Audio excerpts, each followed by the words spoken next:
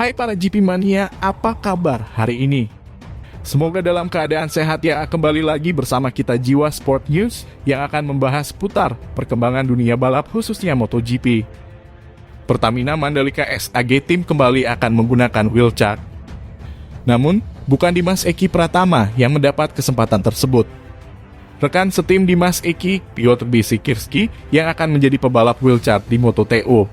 Pebalap asal Polandia tersebut akan turun pada dua seri terakhir, yakni Moto2 Algarve dan Moto2 Valencia. Sebelumnya Bisikirski juga sudah dua kali merasakan jadi wheelchair. Pertama pada Moto2 Catalunya dan finish posisi ke-25. Kedua pada Moto2 Aragon dan gagal menyelesaikan balapan. Bisikirski mengatakan, setelah sedikit istirahat sejak wheelchair, terakhirnya Aragon. Dia sekarang siap untuk mengakhiri musim dengan sangat intens dengan 3 balapan berturut-turut di akhir pekan.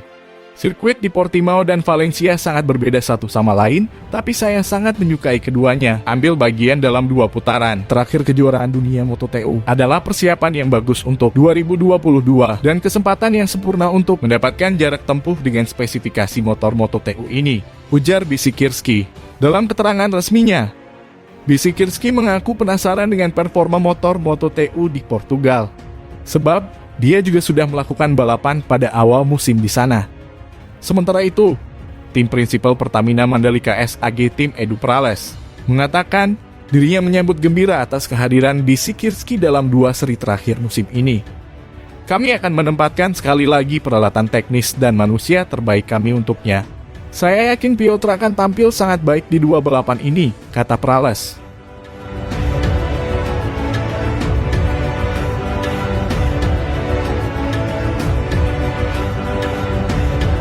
Di sisi lain, Indonesia akan menjadi tuan rumah ajang balapan internasional. Yang terdekat ada World Superbike, SBK, yang akan digelar di sirkuit Jalan Raya Mandalika pada 1921 November 2021. Sudah sejauh mana kesiapan sirkuit Mandalika menyambut Worlds? Direktur Strategi dan Komunikasi Mandalika Grand Prix Association, MGPA, Happy Harinto. Penyelesaian sirkuit Mandalika sudah tinggal dilakukan tahap akhir. Homologasi pada prinsipnya di seluruh dunia, mau balapan pun seminggu sebelumnya dihomologasi. Kami sudah menyiapkan hal itu, mana-mana yang kurang, ini sudah kita siapkan semua. Dan saat ini ada proses yang namanya pengecatan sirkuit, washing sirkuit, yang itu menjadi finalis kita beserta race control yang sedang diinstal, kata Happy. Happy menyebut Federation Internationale de Motociclismo, FIM, memuji sirkuit Mandalika. FIM memuji kualitas aspal di sirkuit Mandalika. Untuk materi sirkuit sendiri kita alhamdulillah FIM bilang bahwa ini adalah sirkuit dengan aspal terbaik di dunia. Ini sebuah pencapaian buat Indonesia, saya rasa ini yang patut kita banggakan. Dan dikerjakan oleh hampir sebagian besar 95% adalah lokal Indonesia, ujar Happy. Sementara itu, untuk mendukung berlangsungnya balapan, MGPA bersama Ikatan Motor Indonesia, IMI, telah melakukan pelatihan terhadap ratusan petugas marshal. Anak-anak muda di sekitar sirkuit Mandalika diberikan pendidikan untuk menjadi marshal balapan internasional. Masal itu ada 600 sekian yang dididik. Itu IMI yang mendidik pemuda-pemuda setempat. Pendidikan hampir 3 hari berturut-turut. Marshal ini juga akan mendapat sertifikasi. Sehingga potensi anak-anak muda di sekitar Mandalika ini benar-benar bisa tertangkap. Anytime mereka bisa membantu sirkuit-sirkuit yang ada di seluruh dunia jika diundang FIM, ungkap Happy. Sementara itu soal kapasitas penonton di sirkuit Mandalika untuk saat ini masih dibatasi karena pandemi COVID-19. Untuk gelaran Worlds pada November nanti, hanya ada 25.000 tiket yang dijual. Padahal, kapasitas penonton di sirkuit Mandalika ini cukup besar. CEO Mandalika Grand Prix Association, MGPA, Ricky Bahramsjah, mengatakan jika tidak dibatasi karena pandemi COVID-19, sirkuit Mandalika memiliki 75.000 kursi tribun. Kita bisa tingkatkan dengan mudah antara 801, 00.000 kursi. Hospitality bisa sampai 7.000 orang. Rentangnya bisa mencapai 150.000 sampai 200.000 kapasitas penonton, kata Ricky. Itu pun bisa ditingkatkan lagi jika perlu. Sebab, kata Ricky, sirkuit Mandalika masih memiliki banyak lahan kosong yang bisa dijadikan sebagai tribun jika dibutuhkan. Jika ingin memaksimalkan kapasitas di Mandalika, sirkuit punya lahan 100 hektar. Kami memiliki banyak ruang terbuka. Jadi kesempatan untuk membawa lebih banyak penonton bisa dilakukan di masa depan, ucap Ricky.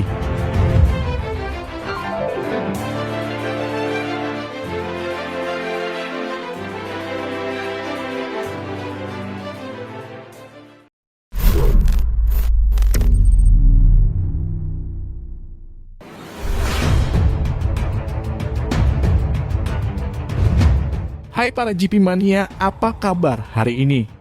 Semoga dalam keadaan sehat ya. Kembali lagi bersama kita Jiwa Sport News yang akan membahas putar perkembangan dunia balap khususnya MotoGP. Indonesia akan menjadi tuan rumah ajang balapan internasional. Yang terdekat ada World Superbike, SBK, yang akan digelar di sirkuit Jalan Raya Mandalika pada 1921 November 2021. Sudah sejauh mana kesiapan sirkuit Mandalika menyambut World? Direktur Strategi dan Komunikasi Mandalika Grand Prix Association, MGPA, Happy Harinto. Penyelesaian sirkuit Mandalika sudah tinggal dilakukan tahap akhir. Homologasi pada prinsipnya di seluruh dunia, mau balapan pun seminggu sebelumnya dihomologasi. Kami sudah menyiapkan hal itu, mana-mana yang kurang, ini sudah kita siapkan semua. Dan saat ini ada proses yang namanya pengecatan sirkuit, washing sirkuit, yang itu menjadi finalis kita beserta race control yang sedang diinstal, kata Happy. Happy menyebut Federation Internationale de Motociclisme (FIM) memuji sirkuit Mandalika. FIM memuji kualitas aspal di sirkuit Mandalika. Untuk materi sirkuit sendiri kita alhamdulillah FIM bilang bahwa ini adalah sirkuit dengan aspal terbaik di dunia. Ini sebuah pencapaian buat Indonesia, saya rasa ini yang patut kita banggakan. Dan dikerjakan oleh hampir sebagian besar 95% adalah lokal Indonesia, ujar Happy. Sementara itu, untuk mendukung berlangsungnya balapan, MGPA bersama Ikatan Motor Indonesia, IMI, telah melakukan pelatihan terhadap ratusan petugas marshal. Anak-anak muda di sekitar sirkuit Mandalika diberikan pendidikan untuk menjadi marshal balapan internasional. Masal itu ada 600 sekian yang dididik. Itu IMI yang mendidik pemuda-pemuda setempat. Pendidikan hampir 3 hari berturut-turut.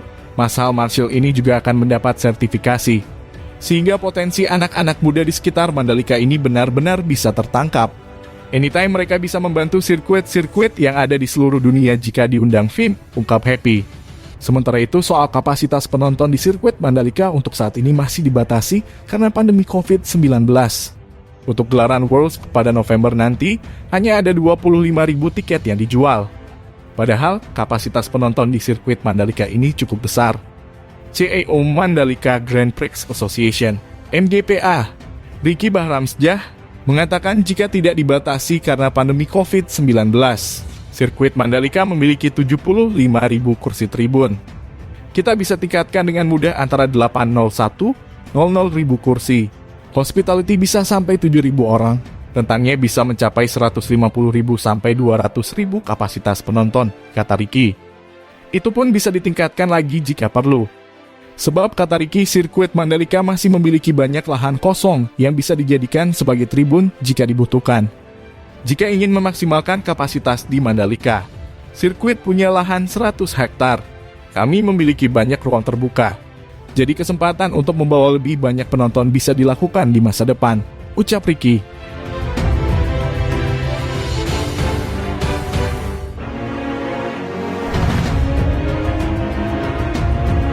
Di sisi lain, Pertamina Mandalika SAG Team kembali akan menggunakan wheelchair. Namun, bukan Dimas Eki Pratama yang mendapat kesempatan tersebut. Rekan setim Dimas Eki, Piotr Bisikirski, yang akan menjadi pebalap wheelchair di Moto2. Pebalap asal Polandia tersebut akan turun pada 2 seri terakhir, yakni Moto2 Algarve dan Moto2 Valencia. Sebelumnya Bisikirski juga sudah 2 kali merasakan jadi wheelchair. Pertama pada Moto2 Catalunya dan finish posisi ke-25. Kedua pada Moto2 Aragon dan gagal menyelesaikan balapan. Bisikirski mengatakan, setelah sedikit istirahat sejak wheelchair, terakhirnya Aragon. Dia sekarang siap untuk mengakhiri musim dengan sangat intens dengan 3 balapan berturut-turut di akhir pekan. Sirkuit di Portimao dan Valencia sangat berbeda satu sama lain, tapi saya sangat menyukai keduanya. Ambil bagian dalam 2 putaran. Terakhir kejuaraan dunia Moto2 adalah persiapan yang bagus untuk 2022 dan kesempatan yang sempurna untuk mendapatkan jarak tempuh dengan spesifikasi motor Moto2 ini, ujar Bisikirski.